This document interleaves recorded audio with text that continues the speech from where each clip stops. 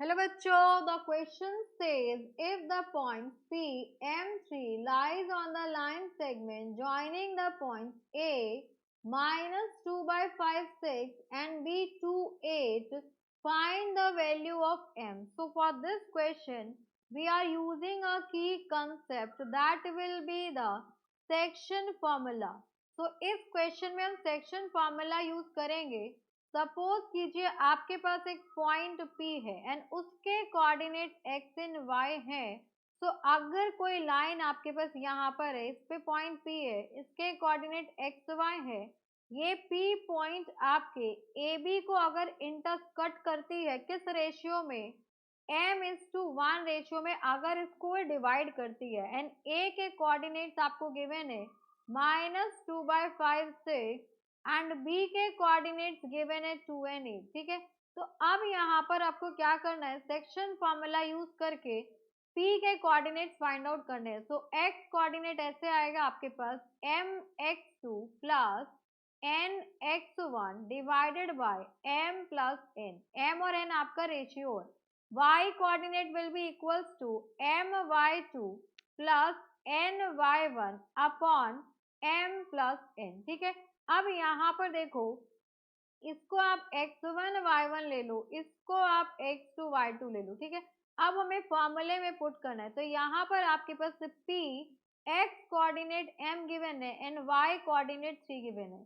यहाँ पर आपके पास x2 हो जाएगा 2, तो 2 मल्टीप्लाइड बाय m एंड यहाँ पर आ गया आपके पास ऑलरेडी m की वैल्यू फाइंड आउट करनी है. ठीक है, यहाँ पर p के कोऑर्डिनेट्स m गिवन है, तो इस रेशियो को आप n:1 ले लीजिए. इस रेशियो को आप ले लीजिए, n मत लीजिए, कोई और वैल्यू ले लेते हैं. तो यहाँ पर ले लिया हमने इसको k:1, इसको ले लिया हमने k:1.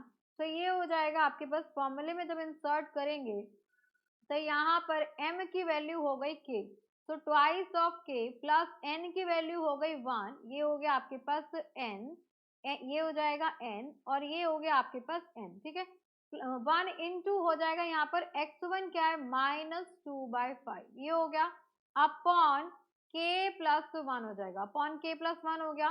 एंड यहाँ पर देखिए, आप यहाँ पर अगर रखें तो m आपके पास k हो जाएगा multiplied by y2 is 8 plus n आपका 1 है. ठीक है, तो 1 multiplied by y1 is 6 upon यहाँ पर क्या आ जाएगा आपके पास, तो m प्लस n यानी कि k प्लस 1 आ गया. अब यहाँ से वैल्यू आ गई आपकी 2k minus 2/5 upon k plus 1 and यहाँ पर वैल्यू हो गई आपकी 8k plus 6 upon k plus 1 and यहाँ पर p के कोऑर्डिनेट्स है m एंड 3.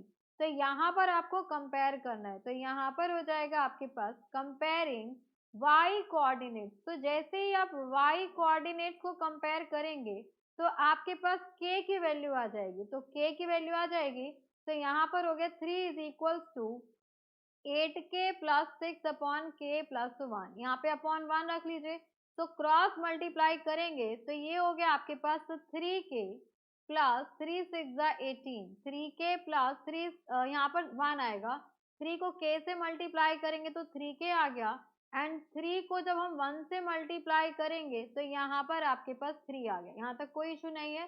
देन नेक्स्ट में देखें यहाँ पर क्या है, 8k प्लस 1 को 6, 8k प्लस 6 को 1 से मल्टीप्लाई करेंगे तो ये 8k प्लस 6 ही रहेगा. यहाँ पर आ जाएगा 3 minus 6 will be equals to 8k minus 3k हो जाएगा. तो यहाँ से आ गया आपके पास 5k एंड यहाँ पर वैल्यू आ गई आपके पास -3, यहाँ पे वैल्यू आ गई -3. अब यहाँ पर देखो k की वैल्यू में पता लग गई, k will be equals to -3/5, यहाँ से आ गया. अब हमें x कोऑर्डिनेट को कंपेयर कर लेना है. तो यहाँ पर हो जाएगा आपके पास कंपेयरिंग x कोऑर्डिनेट. तो जैसे ही आप x कोऑर्डिनेट को कंपेयर करते हैं तो यहाँ पर LHS में है आपके पास x कोऑर्डिनेट में जो वैल्यू गिवन है LHS में वो है आपके पास m. तो m इज इक्वल्स टू कितना हो गया, यहाँ पर हो गया 2k minus 2k minus 2/5 upon k plus 1 हो गया. ठीक है, यहाँ वैल्यू पुट कर दीजिए. तो यहाँ पर हो गया 2 मल्टीप्लाइड बाय k की वैल्यू इज -3/5 -2/5 एंड यहाँ पर आ गया आपके पास -3/5 n + 1 हो गया। अब इसे हमें सिंप्लीफाई करेंगे तो यहाँ पे हो गया आपके पास -3 × 2 = 6/5 -2/5 अपॉन यहाँ पर आ गया आपके पास यहाँ पर 2/5। तो इसको सॉल्व करने के बाद जो वैल्यू आएगी दैट विल बी 4। तो यहाँ पर -4 आएगी वैल्यू। तो फॉर दिस क्वेश्चन यहाँ पर इसको सिंप्लीफाई कर लीजिए।